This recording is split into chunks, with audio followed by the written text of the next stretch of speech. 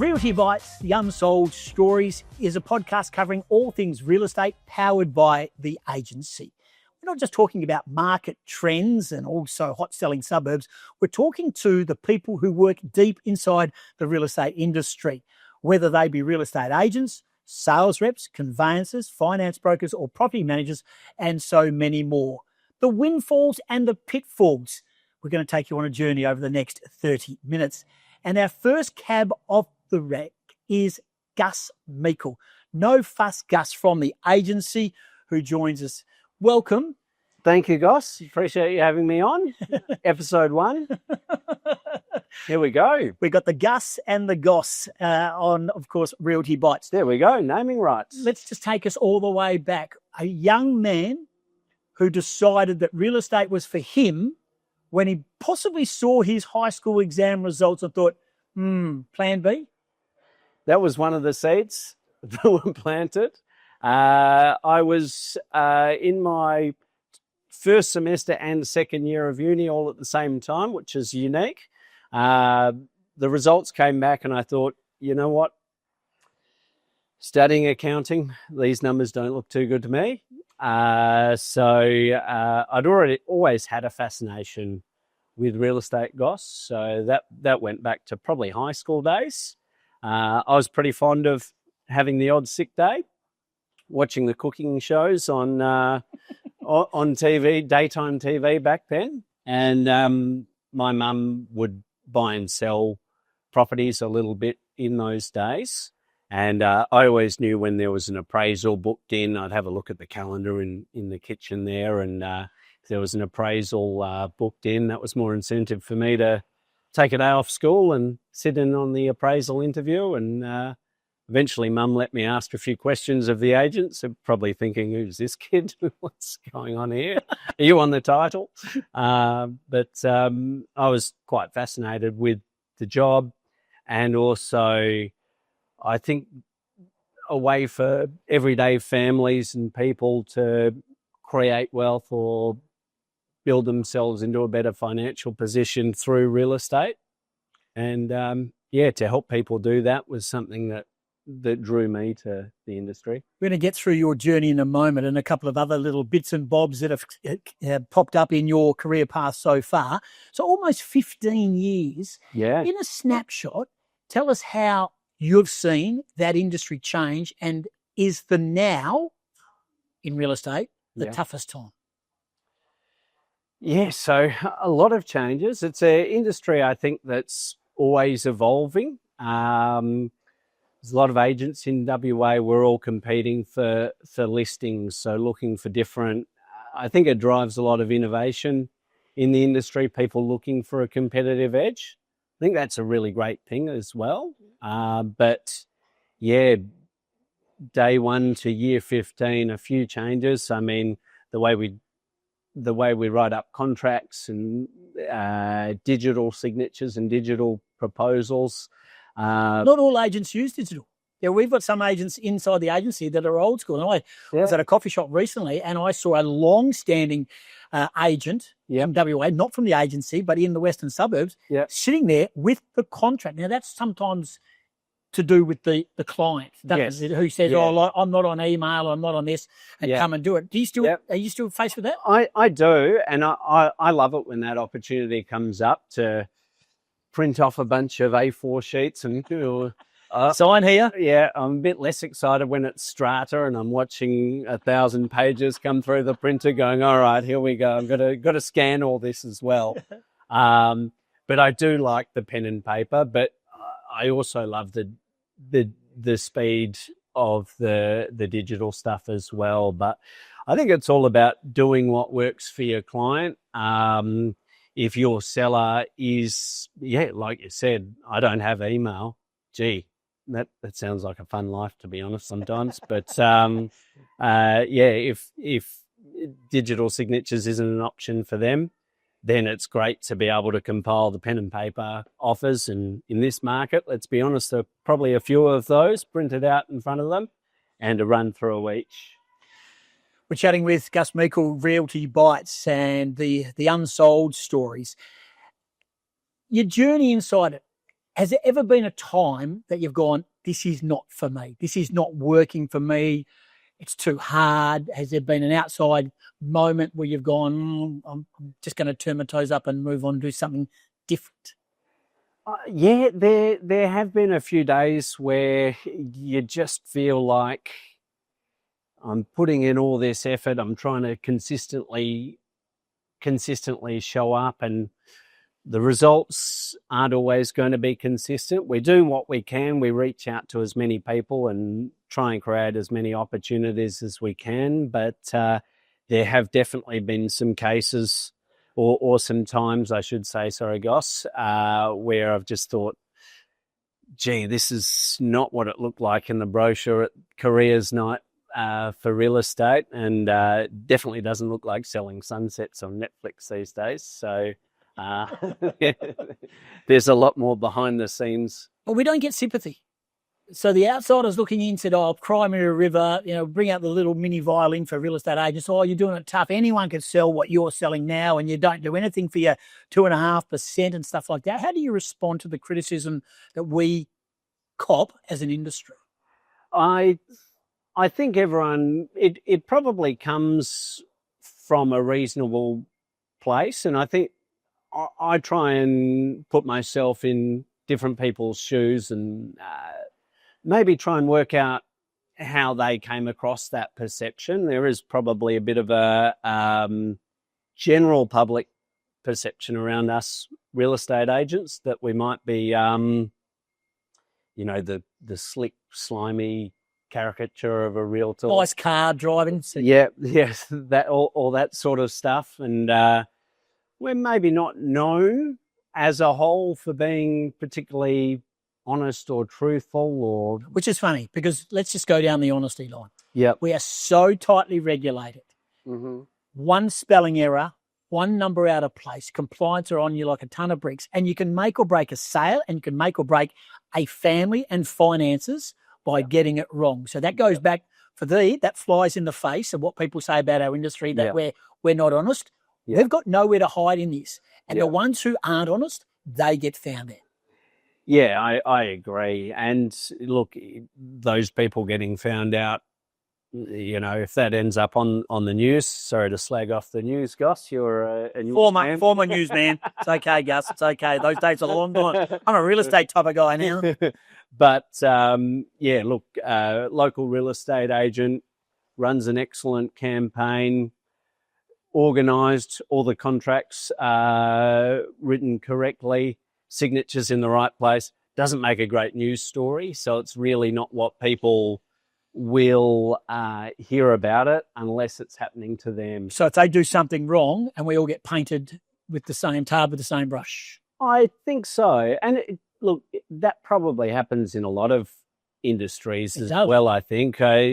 Probably no job is exactly what it looks like from the outside. There'll always be something behind the scenes. A lot of like a duck paddling on a lake, looking like it's gliding across the water, but those legs are flipping away wildly under there. So, I think that's the same in real estate and probably in a lot of other industries as well. We're at a party. I walk up and go, "G'day, Gus. Tim Gossage is my name. I do a bit of radio. I do a bit of MC. What do you do?" I sell properties for families and help them move into the right place for them, and hopefully help them secure their financial position into the future. What about some of the windfalls?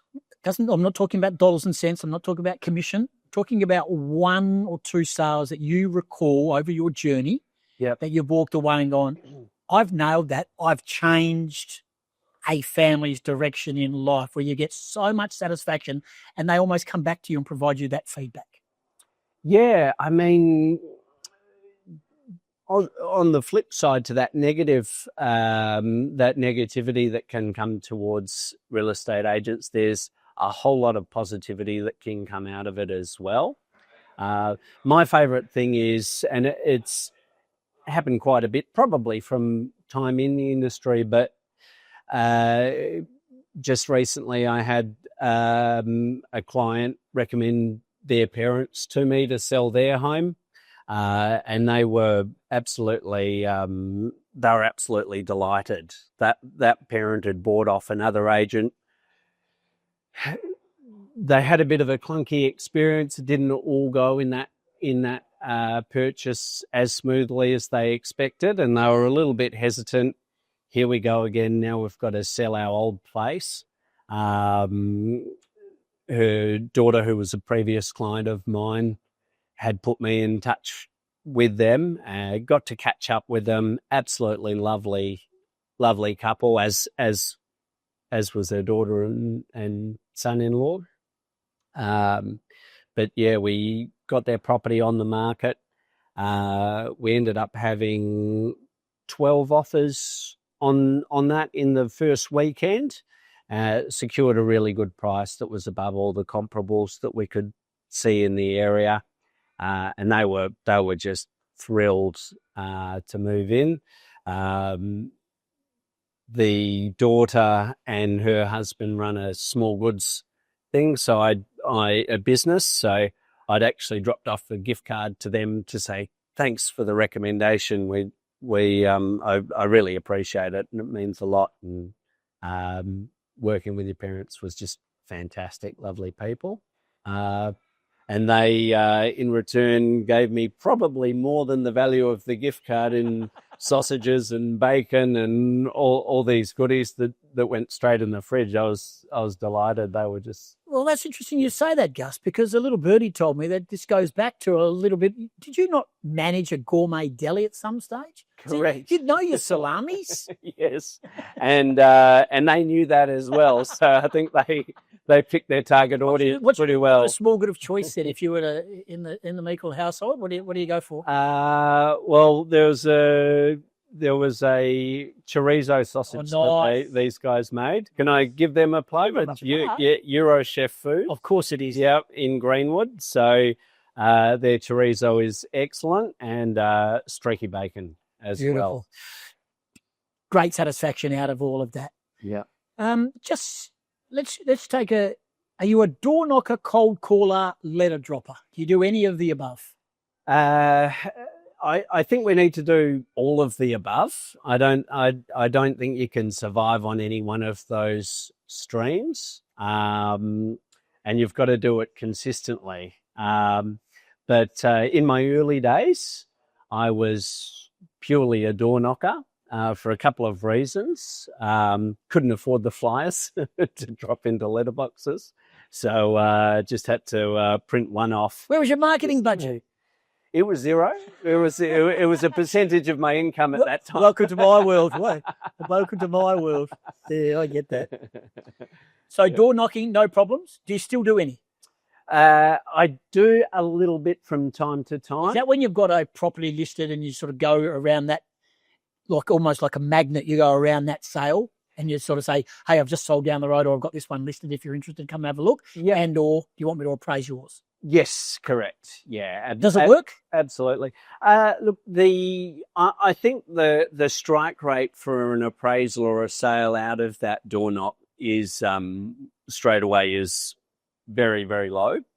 So it's more about contact building. So, hey, look, if you'd like an appraisal, be happy to have a look through, or would you be interested in just receiving my quarterly market update that we do?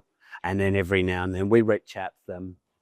How do you go with that? Because we've got Ralph and Carla, who work Jungana in Yukon, and they tread the boards. Yeah. They walk the suburbs. Yep. And their transformation, if they don't mind me saying so, as leading team inside the agency, but also in Western Australia, has been quite remarkable by the old-fashioned door knocking. They do it together. Yeah. A man and a woman doing door knocking together probably has more appeal than No Fuss Gus or Tim Gossage knocking on their door solo. Agree or disagree? I'll probably have to agree with that, to be honest. And look, they've been getting some fantastic results as well. So what they're doing's definitely working. Very old school, but very effective. But yeah, my door knocking journey started at the age of 20. on January 3. Okay. So it's a lazy 45 degrees, was it, mate? It was, yeah. So I was in a suit and tie as well at the time because I wanted to look formal and What suburbs are we talking? That was in Greenwood. So Greenwood's been my core patch for pretty much all of that time, but also listing and selling properties as clients move, or they've got friends and family elsewhere, or someone's bought and they're selling again. The journey does take me to a lot of different suburbs as well. So you remember walking the days way back when, door knocking as a 21-year-old or whatever you were back then, in a suit and tie on a 43 degree day, a couple of days after New Year's Day. Yes. What was that experience like? And did you survive? You clearly survived, but did you survive? I didn't know if I was going to survive at the time, but I did get out alive. The heat or the animosity? The heat, the animosity, they were pretty big factors. The first day was with the director of the office at the time. He said, "All right, pick a street in Greenwood. We'll start there. We'll door knock that street together, and then I'll go away and you door knock every other street in Greenwood." So I looked at the map and said, "All right, well, we'll start in a corner of the suburb, so that way we can work through it." So I've picked the northeast corner of Greenwood, not knowing the suburb that well at that stage. And we both met on this street. It was Canham Way in Greenwood. And we got there, parked up. He got out of his car. I got out of mine, my little Ford Fiesta. And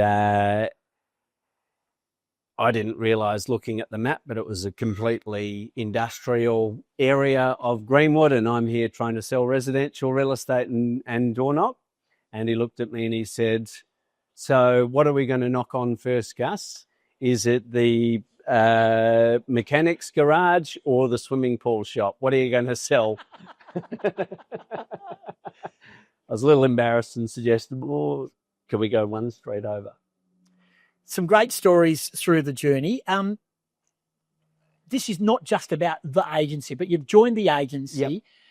You're big on team? Are you big on bigger? Are you big on small? Is it harder to work in a team, better to work in a team? What have been the pros and cons of all of that? Yeah. Well, one thing I noticed since joining the agency was just how supportive everyone is in the whole team. And that's a huge credit to, obviously, management have done a lot of work making sure they're recruiting people that will work together and help each other out.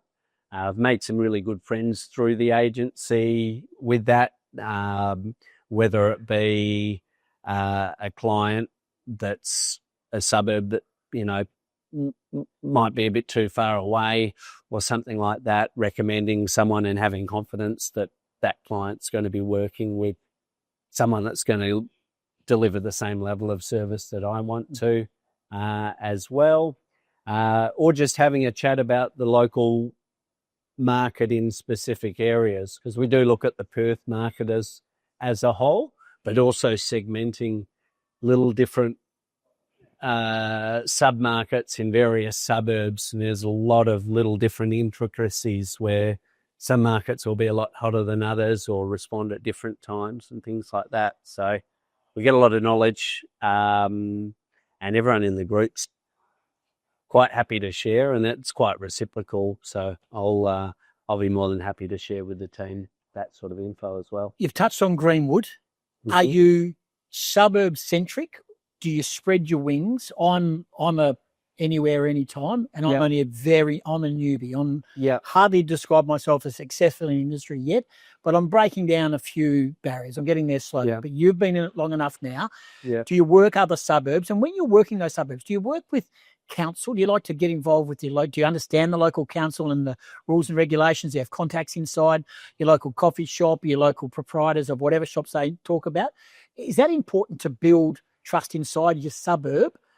People in high places and also people at the ground level. Yeah, so I am suburb-centric. and not at the same time as well. So I always like to be operating in Greenwood, but like we're in this industry to help people, and if that person is in a different suburb, I'd love to help them just as much as I would someone locally. We might burn through a little bit more fuel that way, but I'm more than happy to take on. Have you sold the farm in Williams? I've sold a large acreage property in Bullsbrook. Yeah, yeah, I've been there. I've that covered. I love the driving. Yeah. In fact, the driving's my escape for our industry. Yeah. I've driven to Arthur River. I don't know whether you know where Arthur River is. Way down south. It's past Williams. Right. And I drove down there. Yeah. And I drove down there 2.5 hours. I got down there. Yeah. Come and see me. And I arrived. Great man. Farm, property, house, the whole lot. I'm thinking I'm going to kill the pig here. Yeah. He said, you should have been here 20 minutes ago. I said, why was that, David? He said, I just sold it. Oh, no. No worries. I got in the car and drove home. Anyway, there you go. That's some of the ups and downs of travelling in your car. But in regards to that, so take me back. Council. Yep. Working with council, working with front office staff at councils, whether you just get the heads up on rules and regulations and contacts inside. It's important, isn't it? Yeah, absolutely. For a number of reasons, we want to make sure we're contacting the council. That's the first port of call. Once we have a selling authority, we want to reach out to the council and find out if there are any restrictions or regulations, R codes, things like that might impact the property. Yeah. We also want to know everything's approved, because we want to make sure we're disclosing anything and doing a thorough due diligence and research on the property. And I also want to know if I'm going to get a massive fine for putting a pointer sign out. Very good. Because a lot of starters don't like it. They don't like it. They don't. They kick back on you. So, yeah, it is important. And just in summary of all of that, just the coffee shops and the shops, do you like to be seen? Are you that type of guy? On the Greenwood guy, no fuss Gus? I love a coffie. Do people know you walking down the street that you are the agent of the area? Often I will bump into people at the shops in the area as well, walking around Greenwood, and always nice to say hello. If I'm doing my pointer signs, I'll usually get someone honking at me. And I'll that too. There's no fuss, Gus. I like to assume it's a friendly honk at first. If the car's veering towards me, then that's when we can roll that out. There's an issue right there. Mentors. Yep. You got any? Whether they've been real estate? Yeah, quite a few. I like to lean on knowledge of anyone around me. So, you're guiding me through this podcast as well with your media experience as well, Goss. Whether it's picking up the phone to like an Adam Namofsky Rash, who I think is coming in here next, as well. Michael Keel, who's just a terrific guy. And what about other agents from other companies? Do you still lean on, see how they do things as well, even in your suburb, and go, I wonder what they're doing over there? Because for the want of a better word, as you've mentioned several times in this chat, we're there to service people in their direction of life, aren't we? That is our number one job. Yeah, absolutely. Well, I've maintained connections with people that I'd worked with previously at other offices and continue those friendships. I'll often have a chat. Not all about the agency. We're powered by the agency, but you can name the others. The Great Unwashed. What are they? Absolutely. Well, I was on the phone to a good friend, Redmond Howe, on the way here this morning, who's a terrific fellow, runs an office up in Joondalup. He was having a chat about property management. Sonia in his office works in the same suburb as me, so we'll often have a chat together, and we might see a great result that the other one's done. We'll reach out and say, hey, well done, I saw that sale, congratulations. I think that's important. It's really nice to have a good relationship with other people in the in the area, not just see them as a competitor. Yeah, I don't agree with that, Gus. I don't think ringing up someone and saying congratulations to sale is something I would do personally. I'd just be going, that's just, I'm not happy about that result. Hey, before we I also wanted to know what it sold for, Gus. Very true. Very true, you say, Gus. Hey, before we wrap things up, and I've loved this chat, and this podcast could go forever, and they always can. Yeah. But we've got to tie it up here. If a 22-year-old Gus Meikle Yep. is sitting there right now, how would you have done things differently?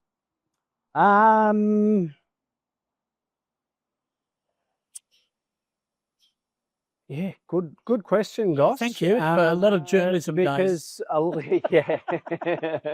knew it was due for a good question. There you go. Yeah, we got there. What's the time? Get on with it. Look, I think any mistakes or harder times in the industry are also learning opportunities. So I'm happy with the way I did it. I think we can grow from the momentum from the great results, and we can learn from the tougher times. So I don't think I'd change much. I might consider getting my registration before starting door knocking, so I'm not doing that for 9 hours a day for 3 months in a row while I'm waiting for a certificate to come through. But also, that gave me a big database to start with when I could start doing appraisals. So it was a good thing, although I didn't feel that good at the time, particularly when I was door knocking the mechanics on day one. Very true. Let's finish with a bang. Yep. Short answers, no time to think. Okay. Coffee of choice. Short black. Sporting team you follow the best. Scorchers. Scorchers. Yeah. And Force as well in second. Yeah. Describe a home open in a handful of words. Hollywood. Circus. Show business. Describe a peak appraisal, but not getting the listing. Okay. So it might be doing all my research beforehand, going in there feeling good, bringing with me a bunch of case studies, running through the entire process, putting the proposal to them within 45 minutes of the appointment, and then driving past a for sale sign a couple of days later thinking, ooh, I thought that was mine. I was certain that was mine. But it does come in roundabouts as well. And the Perth real estate market right now, early 2026?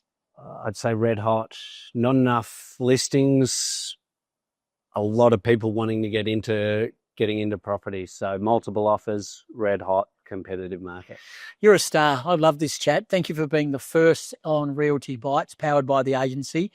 May I say all the best in the journey. I've learnt stuff off you already just sitting here over the last half hour, and thank you. And we look forward to seeing you sell with more success. No fuss, Gus. Thank you very much, Goss. Thanks for having me on the Gus and Goss show. Well, steady on, mate. It's my show. There it is. This is Realty Bites, of course, the Unsold Stories. This has been Gus Meikle, and thanks to the agency who have powered the podcast.